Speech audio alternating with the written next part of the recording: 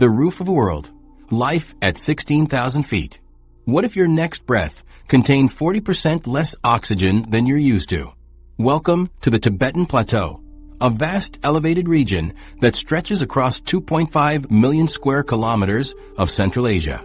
Often called the roof of the world, this massive highland sits at an average elevation exceeding 16,000 feet above sea level, making it both the highest and largest plateau on Earth. To put this in perspective, standing on the Tibetan Plateau places you higher than the summit of nearly every mountain in the continental United States. The atmosphere at this altitude contains drastically less oxygen than what most humans experience. At sea level, oxygen makes up about 21% of the air, but the decreased atmospheric pressure at 16,000 feet means each breath delivers far less oxygen to your lungs. This creates potentially deadly conditions for the unprepared. When the typical human body encounters these conditions, it immediately begins to struggle. The first response is hyperventilation. Your breathing rate increases as your body desperately tries to compensate for the oxygen deficit. Your heart races, sometimes exceeding 100 beats per minute even at rest, attempting to circulate the limited oxygen throughout your body. Within hours, symptoms intensify. Splitting headaches develop as oxygen-starved brain tissue begins to swell. Nausea, vomiting, and extreme fatigue make even minor physical tasks exhausting. Cognitive functions deteriorate. Sleep becomes nearly impossible as your breathing pattern grows irregular, often including prolonged pauses that jolt you awake, gasping for air. For some visitors, the situation becomes life-threatening within days. High-altitude pulmonary edema can develop, causing shortness of breath even at rest and a persistent cough producing frothy sputum. Without immediate descent to lower elevation, this condition can be fatal within hours. Yet amid this celestial coliseum where the unprepared falter, a population of over 6 million people thrives. Elderly Tibetan villagers in their 80s and 90s tend to fields at elevations where mountain climbers require supplemental oxygen. Young children play vigorous games, running and laughing. Pregnant women carry babies to term and conditions where lowlanders experience high rates of miscarriage.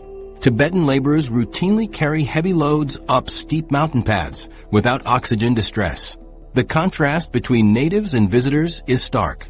Tourists shuffle slowly through markets with oxygen canisters at their side. Local vendors energetically hawk their wares for hours without fatigue. Lowland visitors experience interrupted sleep despite weeks of careful acclimatization and medications. Tibetan hosts sleep soundly and wake refreshed. This represents a profound physiological difference, not merely mental toughness or superior fitness.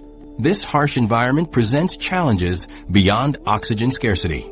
Winter temperatures plummet to minus 40 degrees Fahrenheit with fierce winds. Summer nights frequently drop below freezing, creating an extremely brief growing season. UV exposure on the plateau can be 40% higher than at sea level, causing rapid sunburn and increased cancer risk. Water resources are limited, with much of the region receiving less than 10 inches of precipitation annually.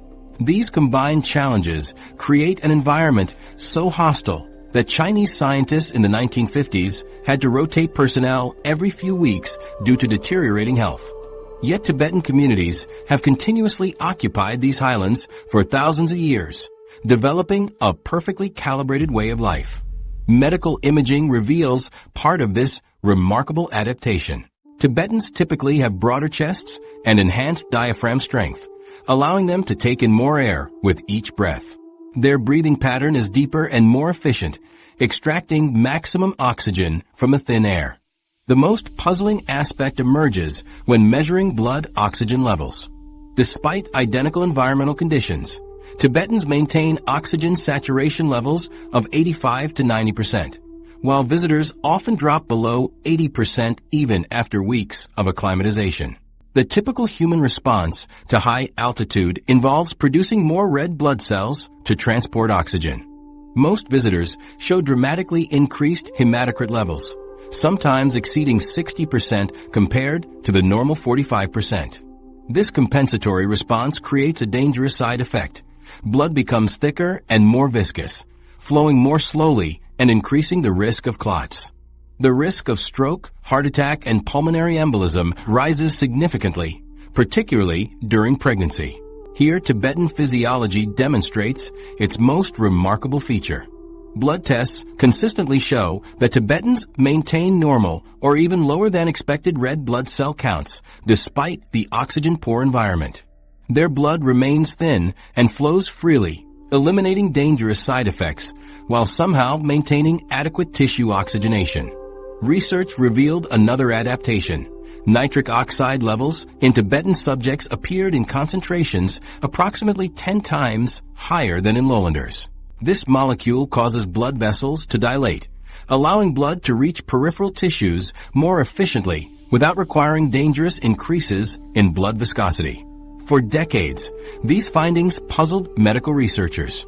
Every physiological principle suggested these people should suffer from chronic hypoxia, oxygen starvation, yet they showed none of the expected signs. Their bodies maintained normal function with oxygen levels that would trigger serious medical interventions in any hospital. Even more confounding, they accomplished this without the compensatory mechanisms observed in every other human population studied at altitude. What invisible adaptation allowed Tibetans to settle permanently in an environment that remains hostile to everyone else? The answer would ultimately be found in their genetic code, in a story of inheritance that stretches back to an extinct human species and an evolutionary process that worked at unprecedented speed.